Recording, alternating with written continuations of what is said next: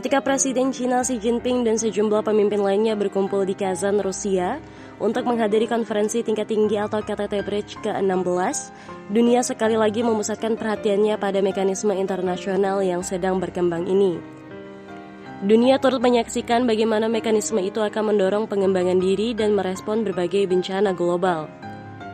Sebagai pendukung setia kerjasama Bridge, Xi pernah mengibaratkan kelima anggotanya saat itu seperti 5 jari di satu tangan. Jika direntangkan, jari-jari itu berbeda panjangnya, tetapi jika kelimanya dikepalkan akan membentuk kepalan tangan yang kuat. Kini, tangan itu telah tumbuh lebih besar dan lebih kuat setelah keanggotaannya diperluas tahun lalu. Meski begitu, esensi dari metafora Xi menjadi semakin relevan. Dengan dunia yang sedang berada dalam periode baru turbulensi dan transformasi, pemimpin negara berkembang terbesar di dunia itu siap untuk membantu memandu Bridge sebagai eselon terkemuka di Global South untuk memainkan peran lebih besar dalam membangun masa depan bersama yang lebih baik bagi umat manusia. Bridge akronim dari Brazil, Rusia, India, China, dan Afrika Selatan yang secara harfiah berarti batu bata emas dalam bahasa Mandarin, mengindikasikan optimisme akan potensi besar dan masa depannya yang cerah. Pandangan optimis terlihat jelas dalam keterlibatan Xi dengan kelompok ini. Xi secara konsisten menempatkan Bridge di posisi teratas dalam agenda kebijakan luar negeri China. Penampilan pertamanya di panggung multilateral sebagai kepala negara China adalah pada KTT Bridge 2013 di Durban, Afrika Selatan. Xi mengunjungi 4 negara anggota Bridge lainnya dalam 2 tahun pertamanya menjabat sebagai presiden.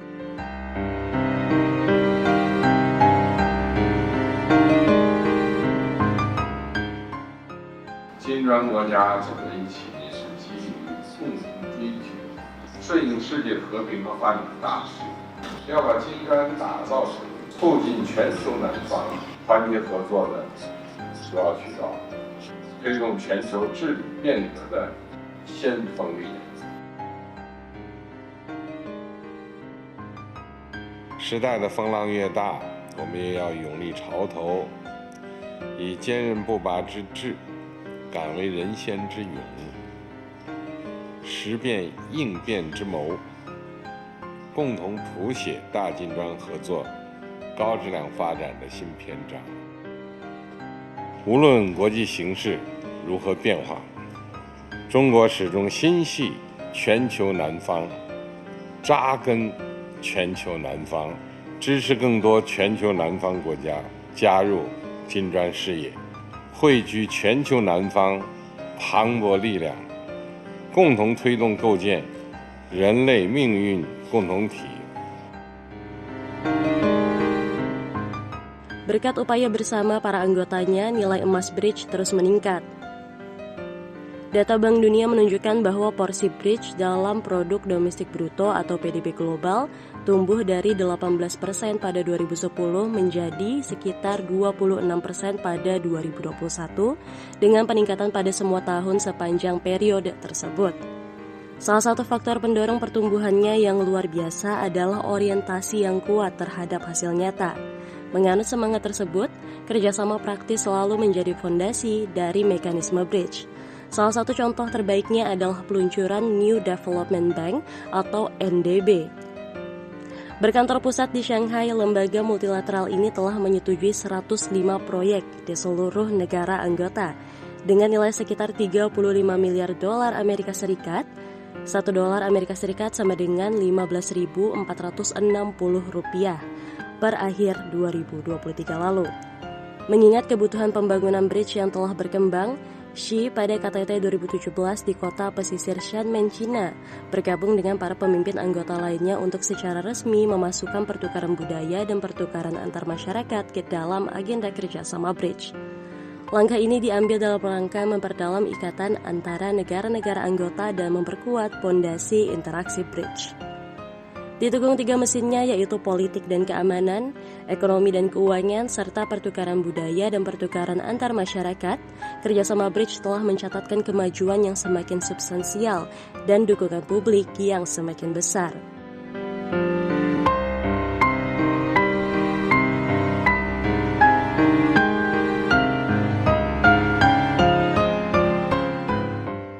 Menurut pernyataan Xi, kerjasama bridge mengubah formula lama aliansi politik dan militer. Pola pikir lama tentang membatasi berdasarkan ideologi serta gagasan usang bahwa jika Anda menang, saya kalah, dan pemenang bisa mendapatkan segalanya. Sebagaimana disebutkan oleh banyak pengamat, bridge tidak hanya berhasil menepis berbagai klaim negatif seperti bahwa bridge hanyalah kelompok yang tidak terorganisasi dengan baik, tetapi juga secara signifikan meningkatkan daya tarik bridge bagi seluruh dunia. Pada 24 Agustus 2023, gemuruh tepuk tangan memenuhi Sandton Convention Center di Johannesburg usai pengumuman ekspansi bersejarah bridge. Hal itu menunjukkan tekad negara-negara bridge dan negara-negara berkembang untuk bersatu. Lihat foto pemuda Cina dan Rusia tampil di atas panggung di Moskow, Rusia pada 22 September 2024. Sejak lahirnya mekanisme bridge, keterbukaan dan inklusivitas tetap menjadi komitmen abadi para anggotanya. Xi berulang kali menekankan bahwa negara-negara bridge tidak berkumpul dalam klub yang tertutup atau kelompok eksklusif. Setahun kemudian pada KTT Fortaleza di Brazil, Xi mengusulkan semangat bridge berupa keterbukaan, inklusivitas, dan kerjasama yang saling menguntungkan. Dengan pikiran terbuka seperti itu, bridge mengembangkan tradisi mengundang pemimpin dari negara-negara lain ke pertemuannya. Dalam pertemuan pada 2017 di Xiamen, sebuah kota pelabuhan kuno yang berkembang menjadi pusat keterbukaan dan reformasi Cina yang dinamis, Xi membangun praktik perjangkauan itu dan mengajukan program Bridge Plus, mendorong peningkatan partisipasi dari emerging market dan negara-negara berkembang lainnya.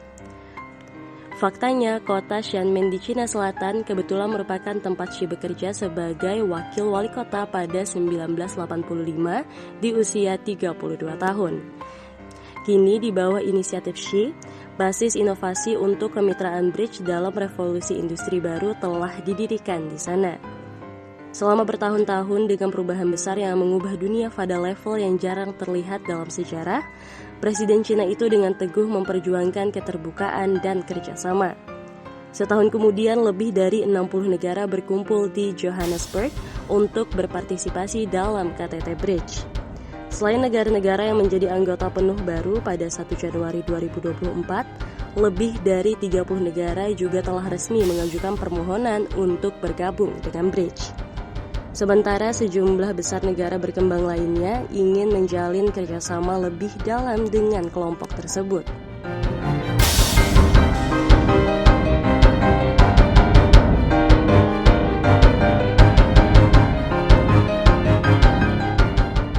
Suara yang lebih besar 3 bulan usai keputusan ekspansinya, Bridge menggelar KTT luar biasa gabungan untuk membahas situasi Gaza dengan para pemimpin negara anggota yang diundang dan Sekretaris Jenderal Perserikatan Bangsa-Bangsa atau PBB Antonio Guterres.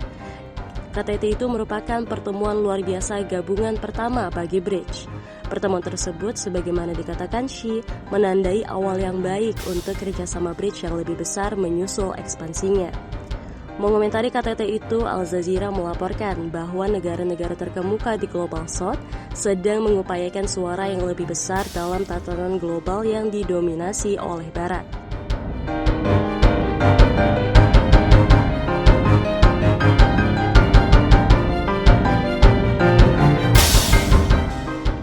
Bridge merupakan kekuatan penting dalam membentuk lanskap internasional. Memajukan tatanan internasional yang lebih adil dan setara telah menjadi tema yang konsisten dalam pernyataan Xi perihal kerjasama Bridge. New Development Bank atau NDB merupakan contoh dari upaya tersebut. Dengan pertemuan dengan mantan Presiden Brazil sekaligus Kepala NDB Pertahanan Dilma Rousseff di Beijing pada 2023, Xi menyuruhkan kepada NDB agar membantu modernisasi makin banyak negara berkembang. Rousseff sendiri memiliki visi yang sama dengan Xi. Seperti yang telah dicermati oleh Xi, penguatan tata kelola global merupakan pilihan yang tepat jika komunitas internasional bermaksud berbagi peluang pembangunan dan mengatasi berbagai tantangan global. Menurut periset Institut Kajian Eurasia di Universitas Renmin Cina, Guan Zhouyu, kerjasama Bridge bukanlah anti-Barat atau bertujuan untuk menggulingkan tatanan global yang sudah ada, melainkan secara konstruktif mereformasi aspek-aspek yang tidak adil pada tatanan tersebut guna memberikan lebih banyak peluang bagi negara berkembang.